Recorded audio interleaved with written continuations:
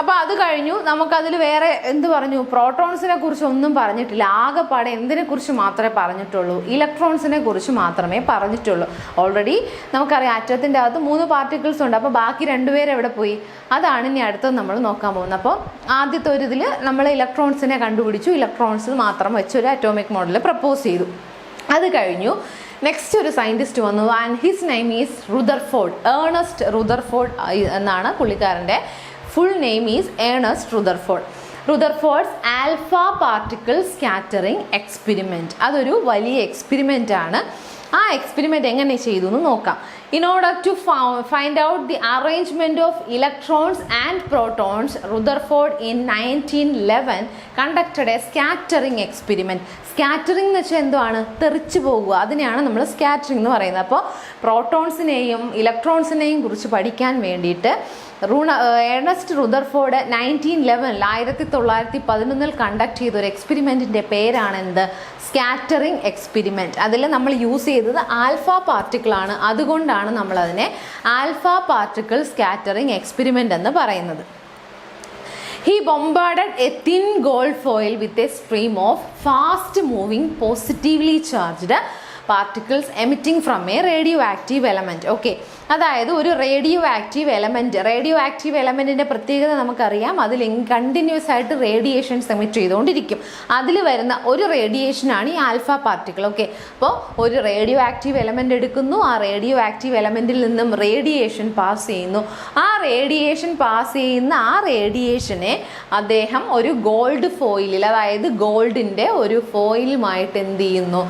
അത് ബൊമ്പാഡ് ചെയ്യിപ്പിക്കാന്ന് വെച്ചാൽ കൂട്ടിയിടിപ്പിക്കുന്നു. Okay, next a movable circular screen coated with zinc sulphate was placed at the back of the gold foil to detect whether the particles undergo in deviation. അതായത് അപ്പം ഈ gold ഫോയിലിൻ്റെ പുറകിലായിട്ട് പുള്ളിക്കാരൻ എന്ത് ചെയ്തു? ഒരു സിങ്ക് ഫ്ലൂറസെൻ്റ് സബ്സ്റ്റൻസ്. ഫ്ലൂറസെൻ്റ് പ്രത്യേകത എന്താണ്? Energy pass ചെയ്യുമ്പോൾ അത് ഡിഫ്ലക്റ്റ് ചെയ്യും, അല്ലെങ്കിൽ ബ്രൈറ്റ് സ്പോട്ട് പ്രൊഡ്യൂസ് ചെയ്യും.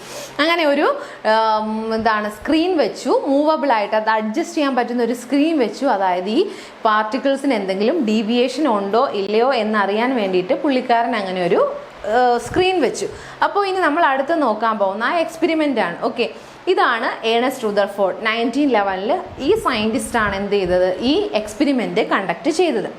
ഓക്കെ, അപ്പോൾ ഈ എക്സ്പെരിമെൻ്റ് എങ്ങനെ കണ്ടക്ട് ചെയ്തു എന്നുള്ളതാണ് നമ്മളിനി അടുത്തതായിട്ട് ഈ വീഡിയോയിൽ നോക്കാനായിട്ട് പോകുന്നത്. ഓക്കെ, അപ്പോൾ ഈ വീഡിയോ കാണുമ്പോൾ നിങ്ങൾക്ക് വളരെ ക്ലിയർ ആയിട്ട് മനസ്സിലാവും പുള്ളിക്കാരൻ ന്യൂക്ലിയസ് ആണ് കണ്ടുപിടിച്ചത്. അതിന് വേണ്ടിയിട്ട് അദ്ദേഹം ചെയ്തത് നോക്കിക്കേ. ഇതാണ് നമ്മൾ ആദ്യം പറഞ്ഞ എക്സ്പെരിമെൻ്റ്. അതായത് ഇതാണ് എന്ത്? ഈ ഗോൾഡ് കളറിലിരിക്കുന്നതാണ് ഗോൾഡ് ഫോയിൽ. ഓക്കെ, ആ ഗോൾഡ് ഫോയിൽ ഇരിക്കുന്നു. ഗോൾഡ് ഫോയിലിന് ചുറ്റും സർക്കുലാർ ഷേപ്പിൽ എന്താണ്? ഈ ഇരിക്കുന്ന സർക്കുലാർ ഷേപ്പിൽ ഇരിക്കുന്നതാണ് നമ്മൾ നേരത്തെ പറഞ്ഞ ഫ്ലൂറസെൻ്റ് കോട്ടിംഗ് ഉള്ള മൂവബിൾ സ്ക്രീൻ എന്ന് പറയുന്നത്. ഇനി ഇത് കണ്ടോ, ഈ ബ്രൈറ്റ് ആയിട്ട് കാണപ്പെടുന്ന ഈ ഒരു ഇതെന്ന് പറഞ്ഞു കഴിഞ്ഞാൽ that is a radioactive element. Emitting some radioactive radiations emit ചെയ്യാനായിട്ട് പുള്ളിക്കാരൻ എടുത്ത റേഡിയോ ആക്റ്റീവ് എലമെൻ്റ് ആണിത്. ആൻഡ് ഈ ഹോളിലൂടെയാണ് റേഡിയോ ആക്റ്റീവ് റേസ് പാസ് ചെയ്ത് പോകുന്നത്. അപ്പോൾ ശ്രദ്ധിച്ച് നോക്കിക്കോളുക. ഇവിടെ നിന്നും റേഡിയോ ആക്റ്റീവ് റേസ് പാസ് ചെയ്യുന്നു, ഈ ഹോളിലൂടെ പാസ് ചെയ്ത് ആ ഗോൾഡ് ഫോയിലിൽ ചെന്ന് ടച്ച് ചെയ്യുന്നു. അപ്പോൾ നോക്കിക്കോളുക. ഇനി ഈ റേഡിയോ ആൽഫ പാർട്ടിക്കിൾസ് എന്ത് ചെയ്യാൻ പോവുകയാണ്? ഇവിടെ നിന്ന് നേരെ പാസ് ചെയ്യുന്നു, ഈ ഹോളിനകത്തൂടെ ചെല്ലുന്നു.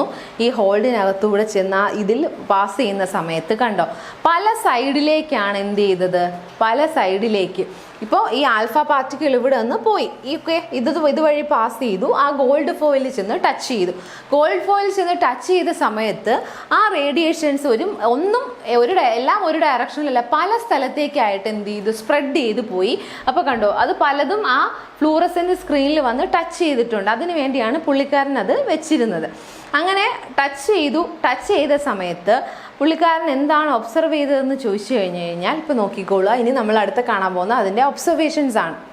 ഓക്കെ, ഇതാണ് സിങ്ക് കോട്ടഡ് ഫ്ലൂറസെൻറ്റ് സ്ക്രീൻ. അതുണ്ടെങ്കിൽ മാത്രമേ നമുക്ക് എത്രത്തോളം ഇത് ഡീവിയേറ്റ് ചെയ്തു, ഏത് ഡയറക്ഷനിൽ പോയി എന്ന് കണ്ടുപിടിക്കാനായിട്ട് പറ്റത്തുള്ളൂ. ഓക്കെ, അപ്പോൾ അതായത് അതിനെ വളരെ ഡീപ്പായിട്ട് റുദർഫോർഡ് സ്റ്റഡി ചെയ്തപ്പോൾ റുദർഫോർഡിന് മനസ്സിലായ ഒരു കാര്യം എന്താണെന്ന് ചോദിച്ചു കഴിഞ്ഞാൽ നോക്കിക്കേ, ഇവിടെ ഈ കാണിച്ചിരിക്കുന്നുണ്ട്, ഈ കുറേ റേസ് എന്ത് ചെയ്തു, ഡയറക്റ്റ് എങ്ങനെയാണോ പാസ് ചെയ്തത് അതുപോലെ തന്നെ അങ്ങ് പോയി, വിത്തൗട്ട് എനി ഡീവിയേഷൻ, ഒന്നും ചെയ്തില്ല, ഏത് ഡയറക്ഷനിൽ പാസ് ചെയ്തു അതുപോലെ.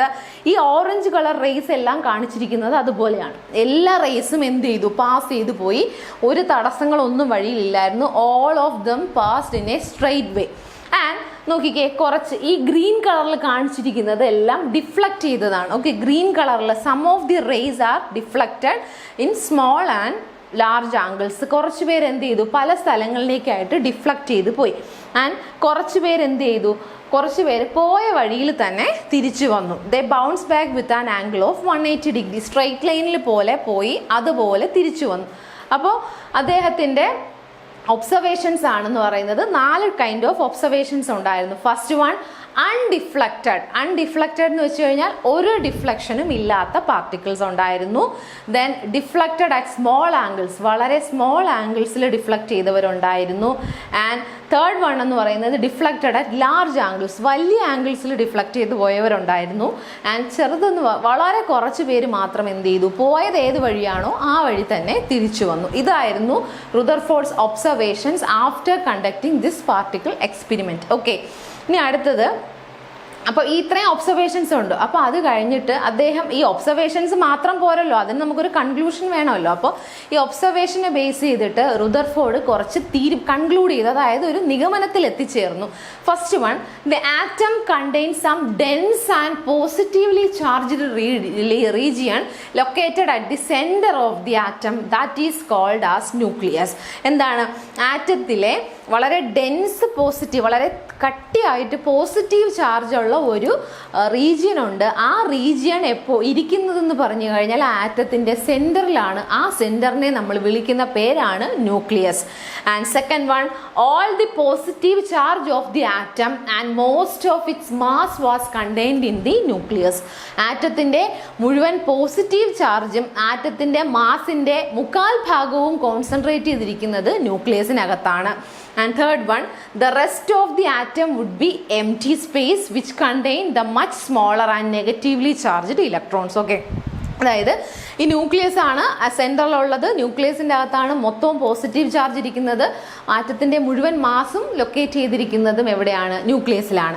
അങ്ങനെയാണെങ്കിൽ ആ ന്യൂക്ലിയസിനല്ലാതെ റെസ്റ്റ്, അതായത് റെസ്റ്റ് ഓഫ് ദി പാർട്ട് എന്ന് പറഞ്ഞാൽ ന്യൂക്ലിയസ് ഒഴികെ ബാക്കി വരുന്ന ഭാഗമെല്ലാം എം ടി ആണ്. ആ എം ടി സ്പേസിലാണ് ഇലക്ട്രോൺസ്. ഇതാണ് representation of Rutherford's atom model will be like this. Okay, and the sphere is considered an atom.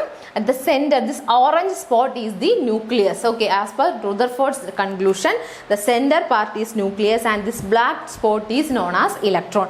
അങ്ങനെയാണ് റുദർഫോർഡിൻ്റെ എന്ത് conclusion based on this alpha particle experiment എന്ന് പറയുന്നത്. പക്ഷേ ഇത്രയും ഒക്കെ പുള്ളിക്കാരൻ പറഞ്ഞപ്പോഴും ഒരു ചെറിയൊരു പ്രശ്നമുണ്ടായിരുന്നു. Failure of Rutherford's atom model എന്താണെന്ന് ചോദിച്ചു കഴിഞ്ഞാൽ ഇതൊന്ന് നോക്കിക്കേ. ഇതെന്ന് പറയുന്നത് റുദർഫോർഡിൻ്റെ കോൺസെപ്റ്റ് അനുസരിച്ച് പോസിറ്റീവ്ലി ചാർജ്ഡ് ന്യൂക്ലിയസ് ആണ്. Okay, and electrons are negatively charged particles that we already learned from J.J. Thomson's plum pudding model. Then അങ്ങനെയാണെങ്കിൽ നമ്മൾ മാക്സ്വെല്ലിൻ്റെ ഒരു തിയറി